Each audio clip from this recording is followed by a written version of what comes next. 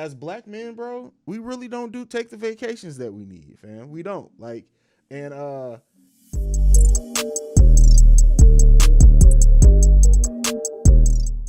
enough about that, bro. So it's an interesting topic to talk about, and so one of the things with like creating content, I always say that your real life should be the content. It should be easy to create content because if you're using your real life and the things that you go through day to day, the shit will come to you and it'll come easy. And so, me and you were talking. I had a vacation, an unexpected one, but a needed one.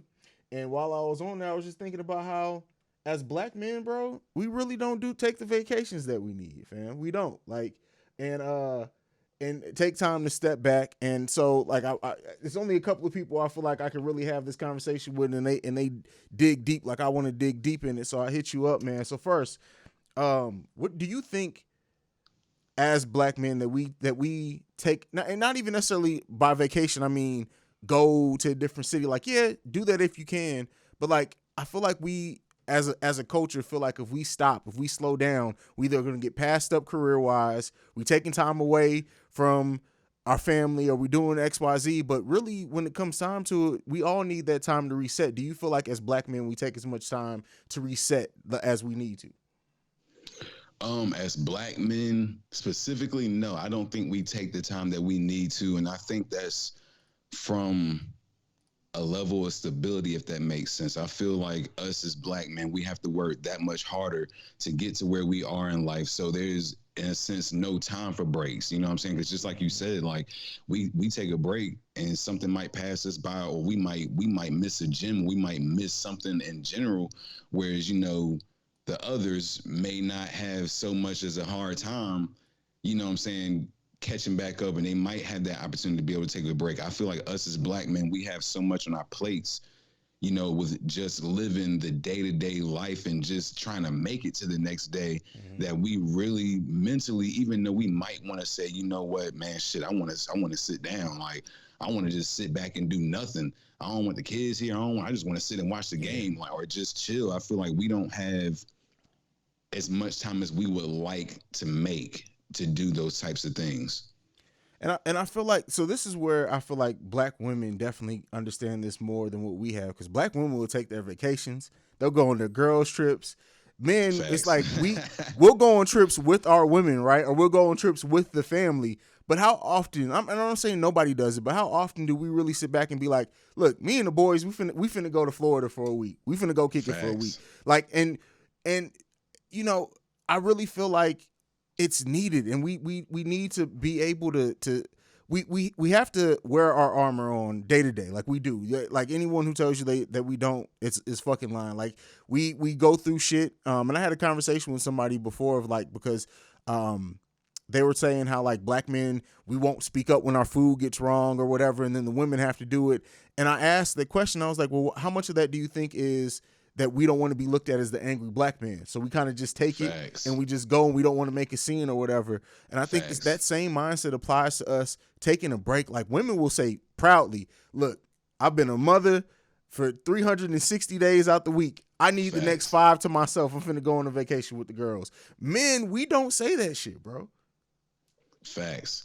And that's the truth, bro. And I feel like kind of it can be a level of just, us being men and us being, I don't want to say big headed, but more masculine, just more like, I don't need to tell nobody I need a break. I'm a man, you know what I'm saying? That type of deal. But like you said, bro, I feel like from a mental standpoint, we all need breaks. And that's something that more recently that I've been touching on in my podcast is the stability of mental stability. Yeah. You know what I'm saying? And especially within black men, because we go through so much. And just like you said, we don't talk about it.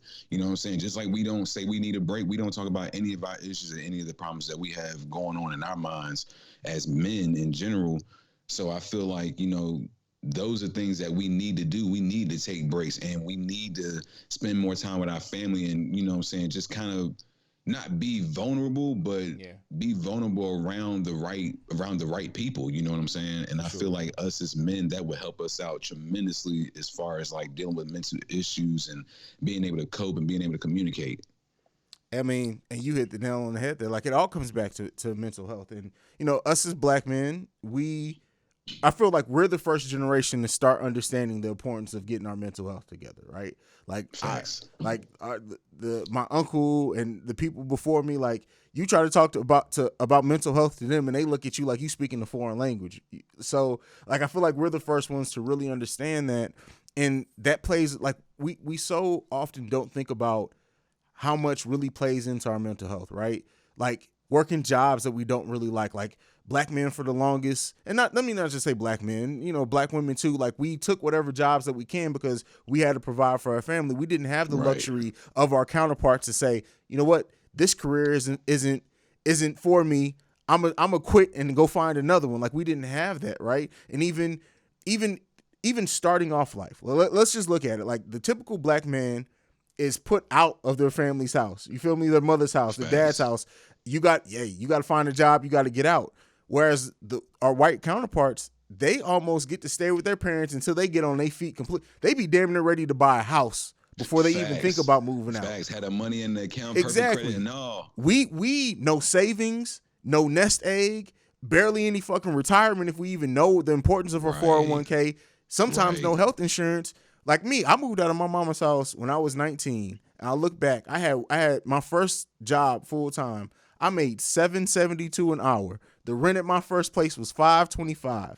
Do the fucking math. I was barely fucking getting by. You feel me? But the pride in me would have never allowed me to be like, hey, no, I'm gonna go stay back with my mama for a little while. And even then, like my mom probably would have let me. Don't get me wrong, but you best believe there would have been a timer on that shit. There would have been, hey, you got a year from now, if you still in this house, we got some problems. Facts. Facts.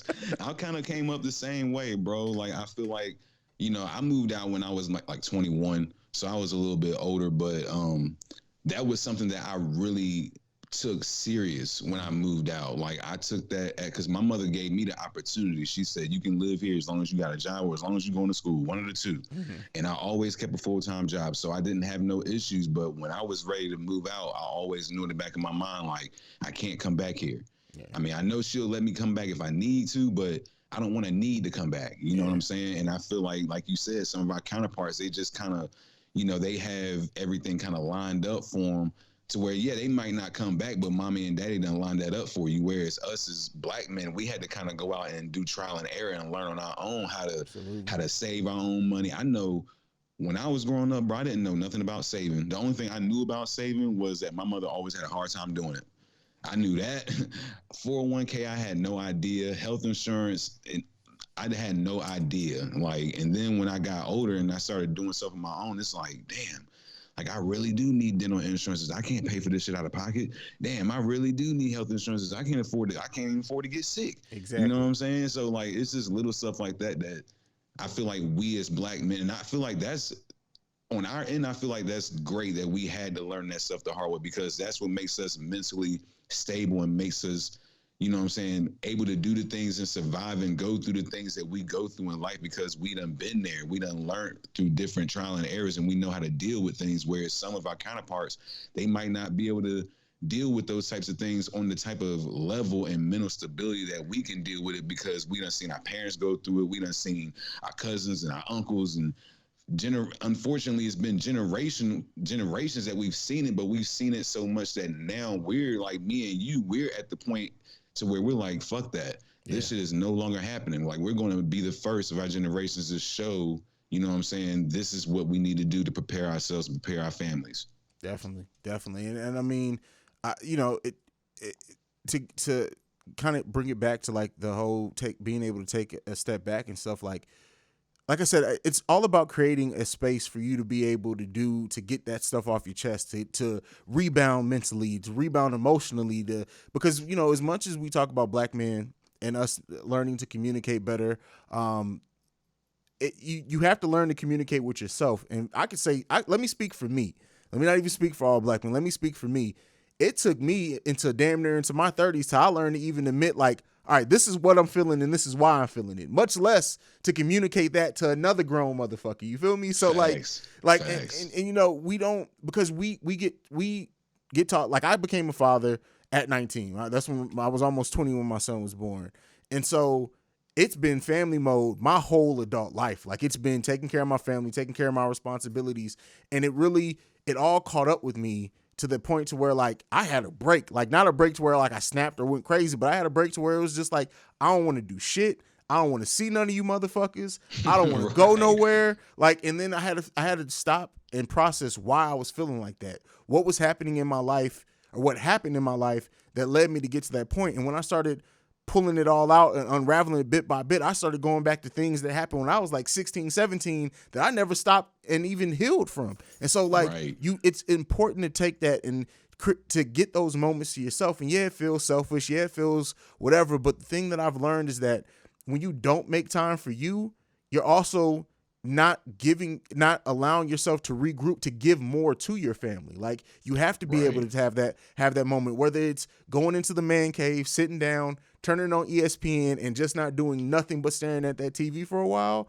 Like, yeah, people will look at it like, damn, you just sit and watch ESPN for 2 hours being lazy. No, I'm regrouping myself because when I leave out this man cave, I got to take care of everybody else and do the things that I need to do. So like, let me get these 2 hours. Let me get these 2 hours to rebuild myself. So what are some of the things that you do that help you like regain your mental, regain your composure after like just the day-to-day life? Me, bro, I just like to sit back and relax, bro. Like I'll come home.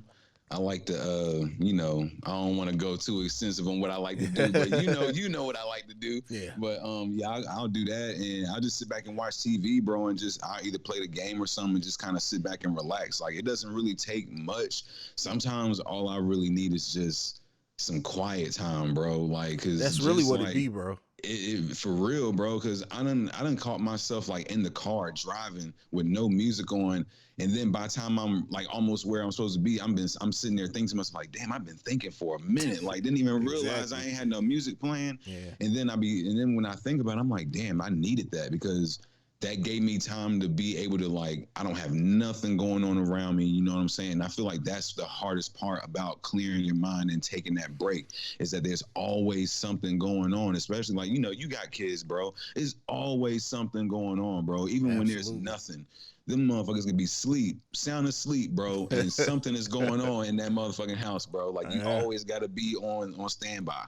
So it's just like, there's not too many periods of time where you really get to be away from everything and really be like by yourself and really take that time out by yourself.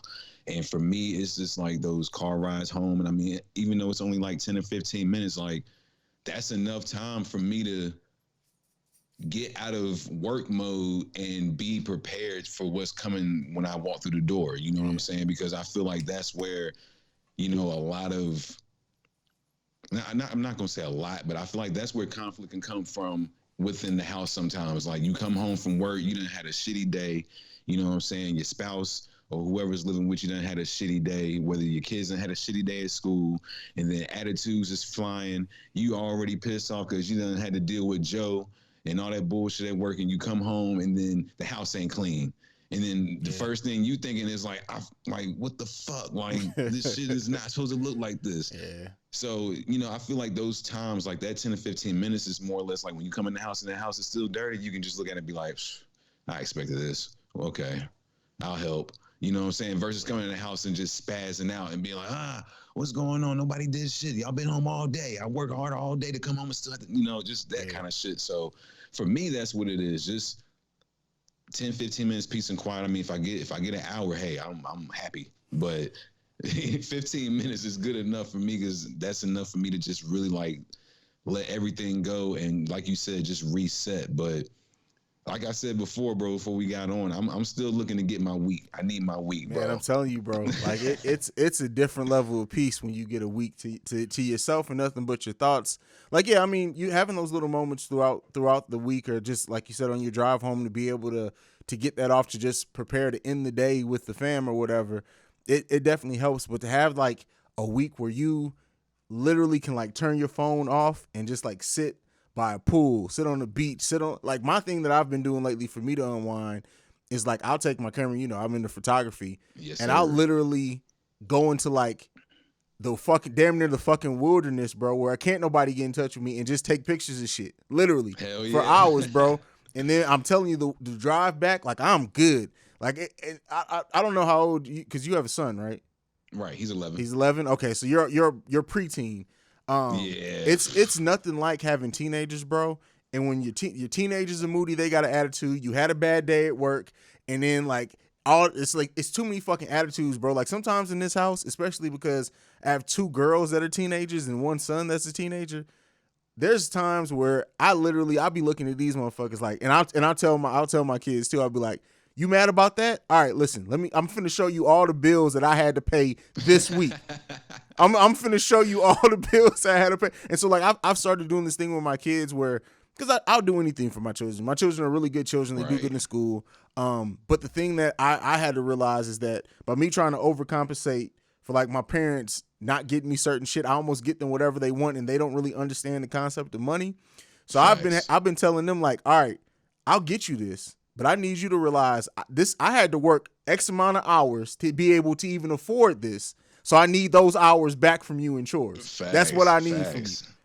I need my time back. So and it's really been helping. And but yeah, I mean, to get back to the thing, it's like for me it's the photography. For me, sometimes it's sitting downstairs in this studio. Like there's times where after the kids lay down, go to sleep, all the lights are off, I'll just come down in the studio on the couch in the lounge side, and I'll just sit there and read a book, bro. Like I'm not even in here recording nothing or editing anything. I'm literally just sitting here reading a book with my little one light on in the corner, and it's quiet as fuck, man. Facts. And sometimes that's what it is. You know, I feel like us as men, even though we don't get a lot of downtime, we don't need all the extras. You know what I'm saying? Like it could be something so simple, like reading a book, you know, just sitting down watching TV, whether it be by yourself or whoever, you know what I'm saying? Like it's just, we just need a time where there is, like, we don't have to think about shit. Like where we don't have to worry about who's doing what's going on, who's coming over, who's doing this and who's doing that. Just some time for us to sit back and relax. And I feel like, I'm gonna be real, bro. I feel like as men, we give women the benefit of the doubt when it comes to them getting their me time, quote unquote. Mm-hmm. We don't really, I mean, I feel like we get it, but at the same time, like you said earlier, we don't ask for it. It's not an announcement. It's not a come in and say, hey, I'm taking some me time. Me and the guys are going out of town for the weekend, or me and the girl, or not me and the girls, but me and the kids are going, you know what I'm saying, to the beach for 5 days. It's never nothing like that. I feel like when we get our me time, it's when the whole family's going together to do something. It's never like, all right, babe, I'm going out for the weekend. Don't call me. And the funny thing is that, okay, this may set off my women listeners, but fuck it, I'm gonna be honest. The thing is that I feel like as black men, especially if you're in a relationship, if you tell your woman, all right, I'm finna go to the beach for a week, I'll see you in a week, the questions, the doubt, and so like bro. we don't want to deal with that headache, so we'll be like, all right, when are we all going to the beach? Just because I don't even want to, I don't even want to hear your mouth about that. Facts. Shit. It's gonna be who you going with, exactly. Who gonna be there? Oh nah. Yeah, and it shouldn't even be like that. We should be able to just say, hey, we going to kick it with the boys. We're gonna be gone for about 3-4 days. Facts. Now to give the women a little bit of credit, you know, there are some guys out there who do the same thing. So you know, we gonna gain some of them women listeners back, and we gonna give them some credit. Some of the guys be on that same thing. So I mean, but I get exactly what you're saying, bro. Like, there's just got to be a level of communication between the significant others that, you know, that is a level of trust that you can have your time and do whatever you want to do. I trust that you're not going to do anything disrespectful to the family or the relationship, and we all good. Yeah, I mean, and that goes back to that communication piece, right? And you know, we should be able to reassure our loved ones, like, hey, I'm just going because I need a break. You feel me? You can go. Facts. Like I really feel like it's important in the relationship to say, for you to have your solo vacation, her to have her solo vacation, and then us to have a family vacation. Like we should be able to do that over the course of 12 months. And I'm not saying a whole week each time, even if it's just a weekend, even if it's I'm leaving Friday, I'll be back Sunday evening type thing. Like it's important to get that. And you know, I think once black men as a whole, because there's certain of us that do, like once we understand how traveling and how, like, I mean, there's a podcast, and the name's escaping me now, where it's a black guy who he literally sponsors black men who don't have their passports. He'll pay for their passports so they can travel, because he noticed that black men don't understand the importance of traveling, especially internationally, if you can. Now, I know that's a more difficult thing for people, but like, you got to get out. You got to see other things. You got to see other cultures. You got to see how people do things outside of just your city and your state. Like my best friend, Brian, I know you're going to be listening. Like, he was damn near 30 for the first time he left the city he grew up in. Damn, that's crazy, bro. And I mean, that is very true and very important. Like, I haven't been to a lot of places, but I mean, I haven't been out the country. I don't count the Bahamas as going out the country, but I haven't been out the country, and there's places that I do want to go out the country. But like you said, traveling, and I feel like I'm 30 now, and I feel like I might have been about 27 when I really got to the point to where I was like, yo, I got to travel. I got to, you know what I'm saying? Like I said, I've been a few places. Like, I've been outside of my state and my city and stuff like that. But like me and you had a conversation where I talked about, you know, maybe relocating. You know, that's something that I really like will want to do. But I feel like just with life and, you know, having a job and all that kind of stuff, sometimes it can be kind of hard trying to relocate the whole family. Yeah. And everybody might not be on board. So that's, you know what I'm saying, that's the kind of the issues that I got going. And everybody on my girl's side, like, her family is like 15 minutes up the road, whereas for me, it's just my mother lives in the city. Nobody else lives in the city. So for me, it would be easy to just up and leave, because I don't got nobody here but my mother. But for her, you know, her whole, like, literally her mom's side of the family is here. Her dad's side of the family is here. So like, they're all here. So, you know, for that's where for me it might be a little bit hard, but at the same time, I mean, that's what traveling is for, bro. I'm gonna make my way around this world one way or another, because there's too much stuff out here. It's beautiful, man. It's funny how, like, different cities, different states, they do things like it's the same but different, and it's like, it's just amazing to get to see. You know me, I was an Army brat, so we moved around a lot. So like, moving is never anything to me personally, but like, I got kids, they got a mother, me and their mother aren't together, so me moving, are they coming with me, are they staying with her? Like, so it's too many moving parts that now I'm kind of stationary for a while. But like, I get that itch to move, bro, every 3 or 4 years. Like, I'm not even gonna lie to you. It's like, I was in St. Louis for 11 years. I've been in Columbus now for, it just was 4 years in May. And literally, Dallas is on my radar. Houston's on my radar. South Carolina's on my radar, bro. Like, it's just, Texas is where it's at for. Listen, but see, the thing I worry about with Texas is that Texas is like becoming the new Atlanta for black people. So it's like, come on, everybody's moving to Texas now, man. Yeah. And it's just like, my thing, for the reason why I love that, I have a lot of connections in Dallas. I have a lot of people that I'm cool with and creatives that I'm cool with in Dallas. But also, I think for me, but since I do photography, since I'm starting to do more short films, I think it would just be beneficial to me to be in a warm weather city all year, rather than fucking Ohio winters where everything shuts the fuck down in Ohio. 12 inches of snow and all that crazy shit, bro. Man. Like, so that's why, like, I'm thinking about the places that I'm thinking about, but then it's like, at the same time, my oldest is 15, my youngest is 8. So if I wait 4 or 5 more years, my youngest would be 13. All my other kids would be adults. So then it's like, all right, I can probably tough this out for 4 or 5 more years. I'll be 38, 39. All right, I still got a lot of life ahead of me. Right. Yeah.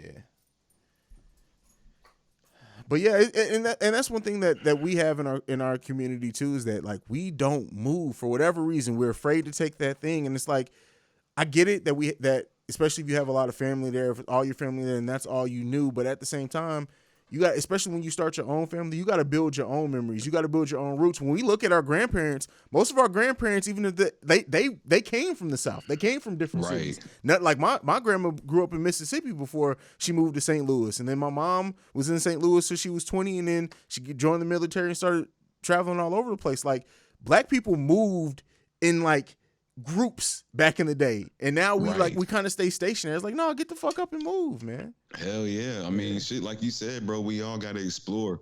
We all got to, you know, I've learned that there's so many different things that are available and accessible if you just get out and travel.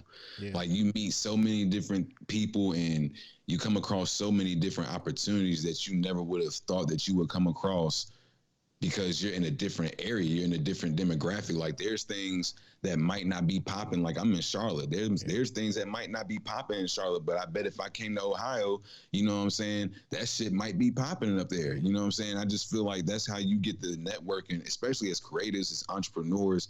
Traveling is something I feel like is very essential because that's how we network. That's how we get ourselves around to different people around the country and around the world. We can't do that if we're just staying in one station, staying stagnant the whole time. Yeah, I mean, I can't wait to see because a lot of the like podcast festivals and shit got canceled because of COVID. Now that we're going into 2022, well, we're halfway through 2021, but as we get into 2022, is like, I really hope those festivals and things open back up because, bro, I know you became a creative during this shit, basically. Like, right. Oh, I'm definitely gonna be hitting you up. Like, hey, bro, first of all, Afros and Audio next year in May in New York. I need you there with me, bro. I'm not even gonna lie to you. You got to. I've never been in New York, bro. When I so tell you, I have never been around as many melanated people, and it be all positive. Bro, it felt like a family reunion when we went there, bro. Facts. It was one of the most beautiful things that I have ever seen. So that would have been 2019 because the one in 2020, no, that would have been 2020 because the one in 2021 was digital. And they're going back to live in 2022.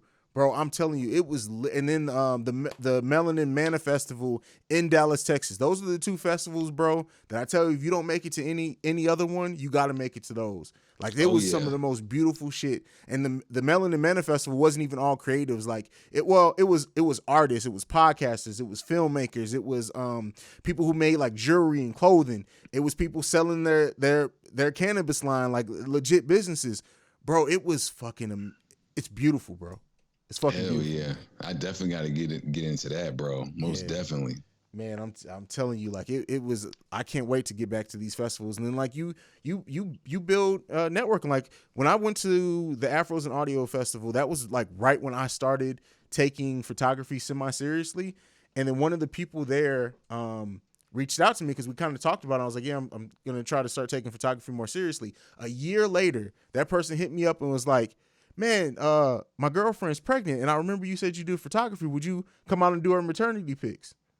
Bro. Hell yeah. Like, it's just, you never know where connection's going to make you. That's why you need to get out and network, bro. Yes, sir. Yes, sir. Networking is important, man. And we often, like, creating this kind of, it can feel like you're alone because you're editing by yourself or you're posting by yourself, and you can feel like that. But really, it doesn't have to be like that if you don't make it. If you build these connections with people who are like-minded with you, and you can tell the difference between people who are trying to capitalize off whatever buzz you have, and who actually want to build with you, that shit is beautiful, man. Hell yeah, bro. And I mean, in this podcasting game, I mean, I've only been in it for a year, but I've connected with a lot of people, bro, and I've talked about things and thought about things that I never thought that I would. You know what I'm saying? Mm-hmm.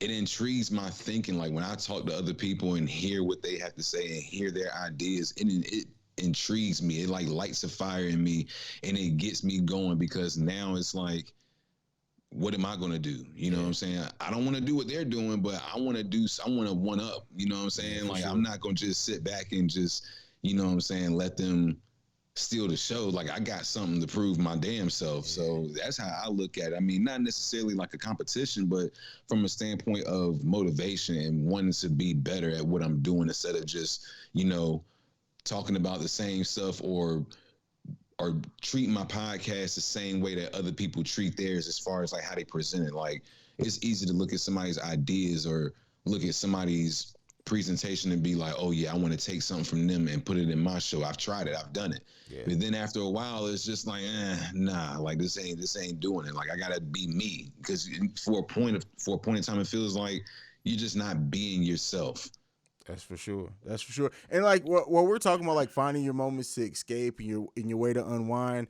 I know for me, podcasting has absolutely become that, bro. Like it's like I always say, like it's my therapy in a way. Like, yeah, I enjoy doing this. It's super fun and everything, but really, I feel like there's things and ideas that doing this has taught me to tap into myself that I would have probably never gotten to if it didn't. Like, I think I told you the first time, like I'm quiet as shit in real life. I used to be terrified of public speaking. Like, not only have I had live shows that I've talked in front of like hundreds of people, I've spoke at festivals and shit. Like, the fact that I probably would have never built that skill, I probably would have never even known that I was capable of doing it had I not started for this podcast. Like, it's made me more confident in like giving presentations at work and shit. Like that shit is nothing.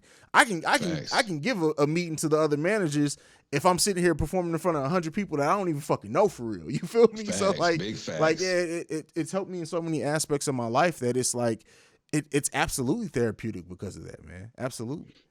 Hell yeah, bro. And I feel the same exact way, because it's times where I just go in the podcast room. I might not even, necessarily had a plan to go and record, but I'll go sit down in my chair and I'll just, you know what I'm saying? I'll start thinking, and the next thing you know, I got an idea. And like you said, it just gives me, podcasting is therapeutic for me more or less, because I don't have to care what anybody thinks. Exactly. Like when you're on Facebook or in person with people, you got to have like a certain, I'm not going to say a shield, but you got to have a certain persona about you. You can't always say exactly what's on your mind, exactly how you want to say it.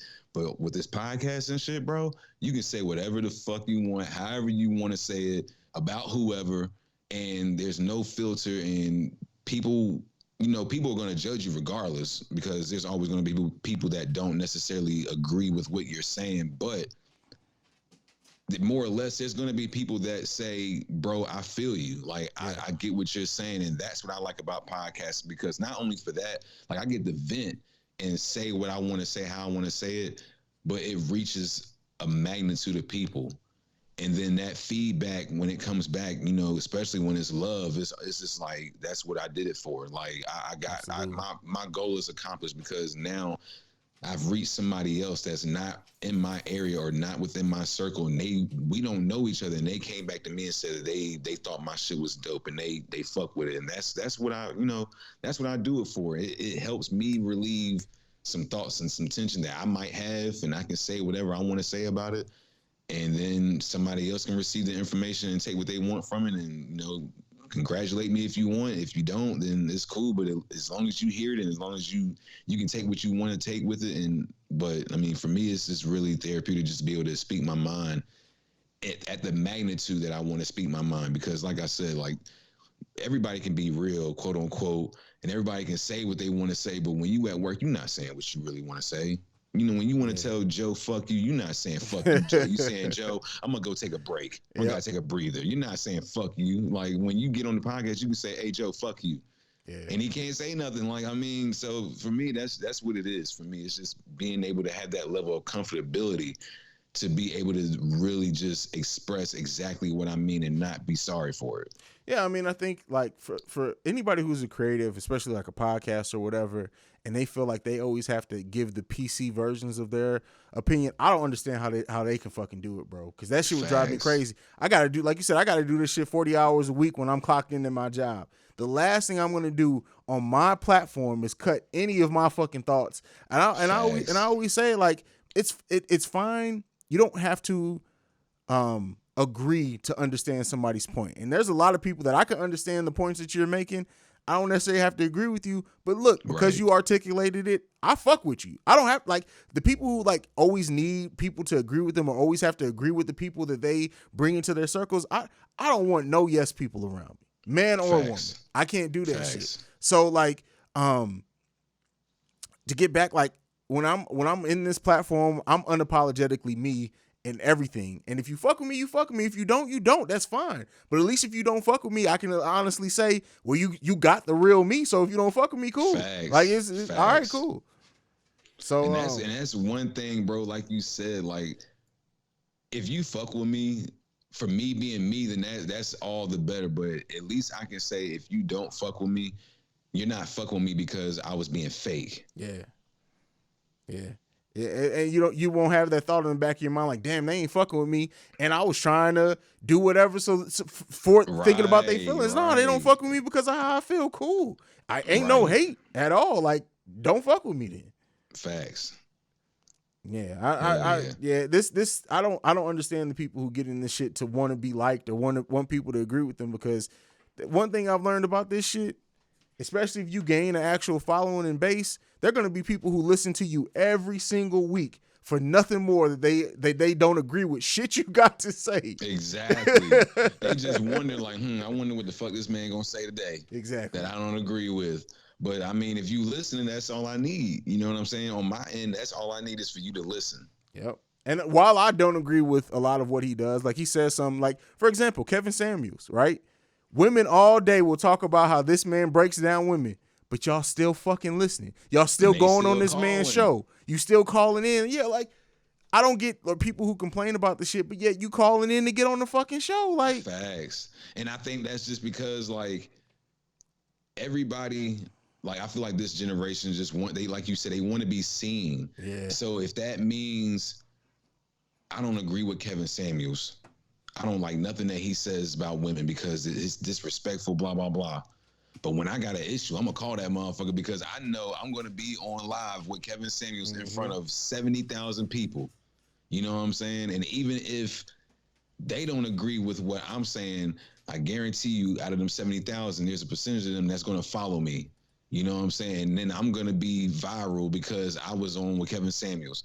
And I feel like that's just the way that a lot of the younger people think nowadays, just to get their face out there or just to get some type of notoriety. Like, it's hard. I feel like it's hard for younger people to really say what they want to say because they don't want everybody judging them for them speaking their real mind, like speaking what they really mean.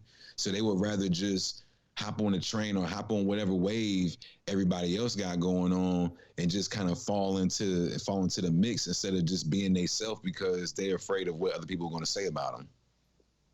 Yeah. It like that. It's like I use social media to promote. I use social media to have conversations. I don't use social media for a way of acceptance or to be any type of approval. Like, because that shit can be given and shit can be taken away in the same day. It just depends on what audience decides to look at your shit that day.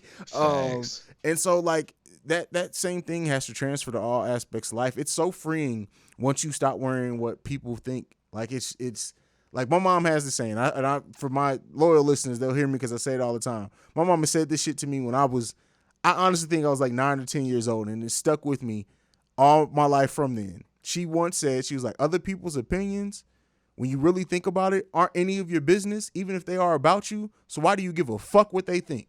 Facts. And that shit has stuck with me my whole entire life. And it's like, you know what? You're right. Like, even if their opinion is about me, unless they bring it to me to have a conversation, that shit ain't none of my business. It ain't none of my damn business. If you never heard it, you would have never known that that's what they thought about you. Exactly. And like, people worry so much. What are they saying? What do they like? There's somebody talking about me and you right now that we don't even that isn't even a fucking factor in our lives. So why we like, I don't worry about this shit. Exactly. Because I mean, if you spend most of your time worrying about what somebody else is going to do or what somebody else thinks about you, you're never going to be able to be who you really want to be because you always got that thought. And every move that you make is going to be based off of somebody else's assumption of you or somebody else's opinion. It's not going to be based off of what you want to do because what you want to do is always going to be put on the back burner because you're always going to think, well, damn, that might not make so-and-so happy or so-and-so. My mom might not like that I did this, so I'm not going to do what I really want to do because my mom wanted me to go to school. But, you know, I wanted to go move out over here, but I'm not going to do that because my dad really wants me to stay here. And it's just like, you know, if you always make your moves based off of what somebody else is going to think of you, then you're never going to be where you want to be in life because it's always going to be somebody else's thought process and opinions holding you back from doing what you want to do. And yeah, and it's not always meant to be negative. Like you I'm glad that you mentioned like your mom and your dad, right? Because our parents usually want the best for. Like, some people got fucked up ass parents, but generally our parents want the best for us, right? But we can't even live for them because of that. Like, we, as far as we know, until we find out reincarnation is real, we get one motherfucking life, right? Right. You have to live that life for you. Like we worry about other people's expectations. We worry about how other people are going to think about certain decisions we make. At the end of the day, if you can live with that decision, if you can walk away and realize that even if that decision goes left or takes a bad turn, that you're happy that you made it, or you can take away something that you learn from it or whatever, learn from a mistake, then do that shit. Don't worry about what anybody else thinks about. And that's one of the key things, like, in our community is when we get to, like, that place of realizing, like, I love my mama, but at the end of the day, I can't live for my mama. You feel me? Right. Like, when I left St. Louis, I know for a fact my mama would have rather me not ever lived in the city that she didn't live in. That's because we just that close. But at the end of the day, I can't make, like, moving to Columbus has been one of the best decisions of my life. I can't, if I would have tried to make a decision because of how she felt about it or for her or to make her happy, I would have been robbing myself of certain experiences. You gotta live for you, bro. You gotta live for you. Right. Man. Facts, bro. Like, I know people, like, I have friends, like, I got a friend who, his mother's always kind of been, like, sick. Like, she battled cancer a lot when we was in school and things like that. So, like, and he's my age, he's 30 years old, and he still lives with his mother because he feels like he feels like she can't live without him. Like, he always worries about what if something happens. Like, she's not working. I don't know her financial situation as far as whether she's getting disability or not. I know at one point she was, and at one point she wasn't. So that was kind of a battle as well. But like, for him, I feel for him because, like, I feel like there's certain situations to where, you know, you kind of feel obligated. Like, you kind of feel like you can't leave because of situations like that. And you feel like, if I leave, what if this person can't make it without me? What if this person dies because nobody else is around to help this person move and get through their day-to-day activities or whatever? Mm-hmm. But then there's people that I know to where it's like, bro, like, what are you doing? Like, what the fuck are you doing right now, bro? You're fucking 30 years old. There's no reason why you should be even living with your parents or even, you know what I'm saying, getting help from your parents. And I feel like that aspect of it comes from, you know, parents spoiling their kids and, like you said, wanting to give their kids everything that they didn't have. That, you know, we put so much time into giving our kids everything they didn't have. We don't realize that we're giving them more than what they need. We do realize we're giving them more than what they need, but it's like a certain level of satisfaction for us as parents to be able to give our kids things that we didn't have growing up. Facts. But at the same time, it's kind of depriving them of learning how to grow up and become an adult, because those are some of those things that they get from us. They become dependent. Whereas we didn't have that growing up, so we automatically were never dependent on it. You know what I mean? So I feel like that's where our generation is kind of bridging that gap and having to learn how to bridge that gap into where we can know to give our kids what they want, but at the same time, they need to learn that we had to work for that shit, so you got to work for your shit too. Yeah, definitely. I mean, and the thing is that, like, we're naturally in a place, like, as parents, where we don't want to see our kids fail, right? We don't want to, we try to protect them so much from failing, but then we're also robbing them of opportunities to learn as they grow when they do that. Like, the comparison that I can use to that is, like, if you always keep your kid from falling when they're learning to ride a bike without training wheels, they will never learn.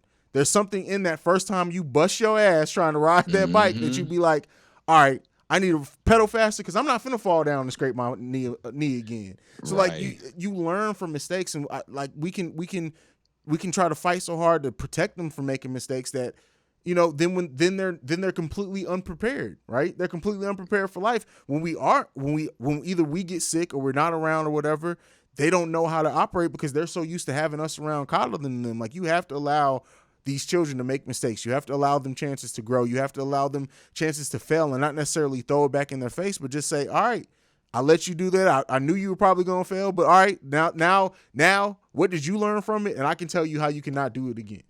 Facts. Yeah. Big facts. Yeah. But I mean, anything else on your heart and mind, bro, before we go?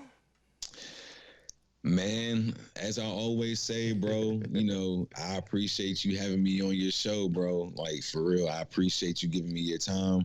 Well, I'm definitely gonna have to get with you on those podcast awards and those meetups, bro, because I'm definitely trying to do that, network and expand, and, you know what I'm saying, keep the podcast going. But other than that, bro, man, I have nothing to say. Once again, I appreciate you. I appreciate your listeners for, taking the time to listen to me. And I hope everybody's blessed. Definitely, man. What's coming up next on the Blunt Effect podcast, man? What you cooking up over there? Man, I told you the other day I had a interview with a pro baller from my city, and that didn't go the way that we wanted to go that particular day. So tomorrow, I'm actually getting ready to. I'm interviewing tomorrow. So I'm working on an episode where, this guy, his name is Alonzo Coleman. He's out of Charlotte, North Carolina. He plays pro basketball overseas, and he started up a pro-am in the city. Whereas, Charlotte, I mean, I know you're good. You're big into sports. Charlotte is a small sports city. Like, we're not really known for pro sports. We're known for college, a little bit of high school. But, he's doing the pro-am thing in Charlotte. And I feel like I've been to like 6 games, bro. And it's really like bringing the community together and just doing a lot of things for the city of Charlotte, a lot of things for the athletes. And like I said, I've been wanting to network, and basketball is my favorite sport. So once I got my foot in the door and I started talking to him, he said he was down to do an interview. I'm like, bet, like let's do it, bro. So that's what I got going on right now. I'm working on getting ready to do that episode. And then I'm probably just going to keep trying to link up with other companies and other, independent businessmen and women around my area, and just trying to navigate and just trying to get them on the show and keep everybody's shit going, get my shit out there and just exploit everybody else's brand as well. Because I've learned in this game that you have to be willing to promote other people in order to get to receive that promotion back. Like, there's only so much you can do by yourself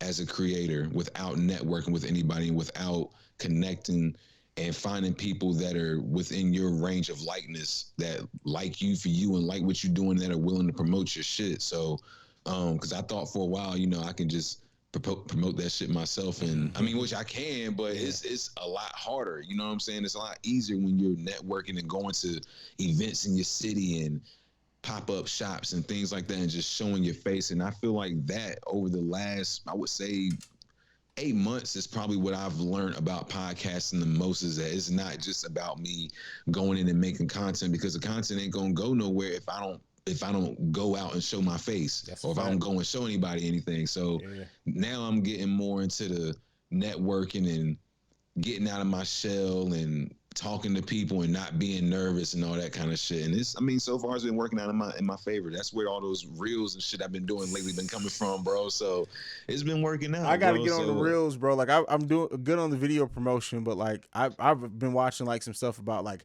how much Instagram actually promotes reels over anything else to like random people.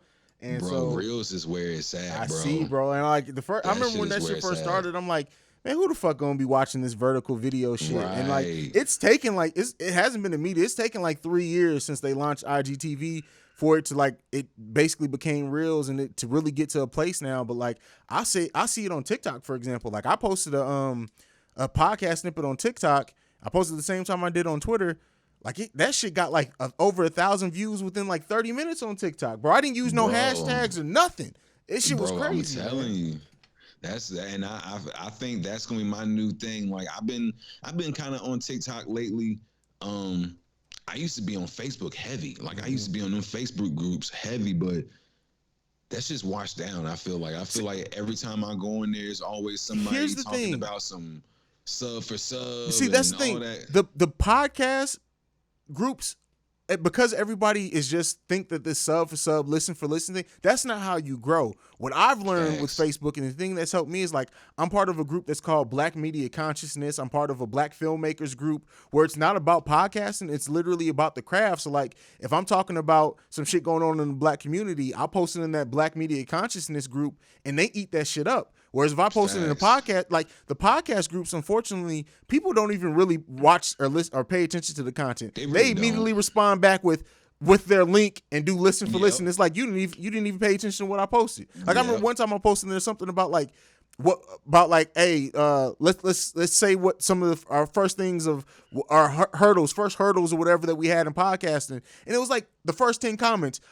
links and listen for listen. I'm like, you didn't even read the fucking post. And bro, these motherfuckers be screenshotting this shit. Yeah, Like, how you screenshot some shit you ain't listened to?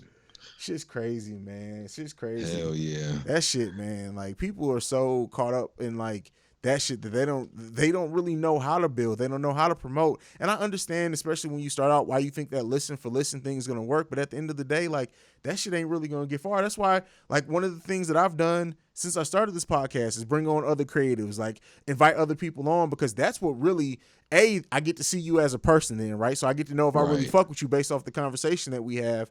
And then that's what builds an actual connection, because now, like, after me and you listen, bro, like, me and you talk, like, we don't do it as consistently as what we did at first, but like, we'll shoot each other messages, like, and I'd have no problem hitting you up like, hey, Rod, I'm in your city, let's link up. Like, that's an actual connection that we have. It's so much different than a listen for listen type shit, man. Hell yeah. And that, like, bro, I done got to the point to where I actually told myself this, like, last week. I'm like, so I did the Instagram Reels thing, right? And I think my first video, bro, that video had like 600 views within like 20 minutes, bro.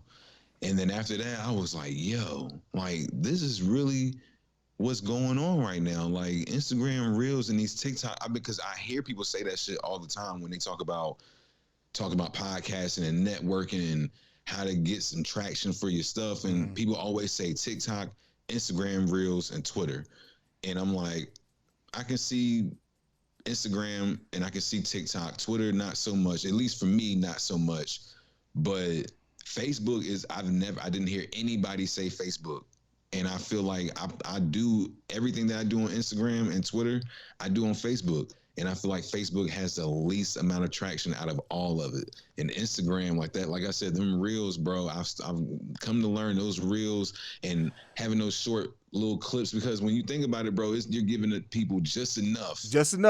And then they can figure out, like, all right, let me go click this link so I can get the rest of this shit. And if you edit it perfectly, like, if you have a good cliffhanger with some shit on TikTok or Reels, bro, that shit, people will eat that shit up. Yes, sir.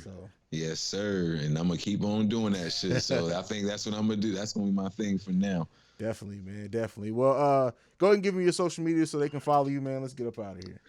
All right, everybody. You can follow me on my personal Instagram at your boy Rod. You can follow the podcast at the Blunt Effect Podcast on Twitter. You can follow the Blunt Effect Pod on Twitter.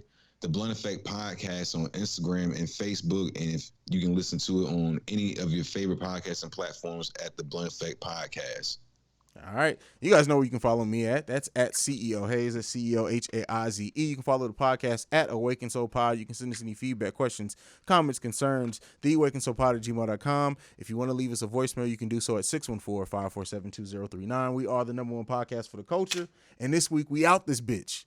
Peace. This has been a presentation of the Breaks Media.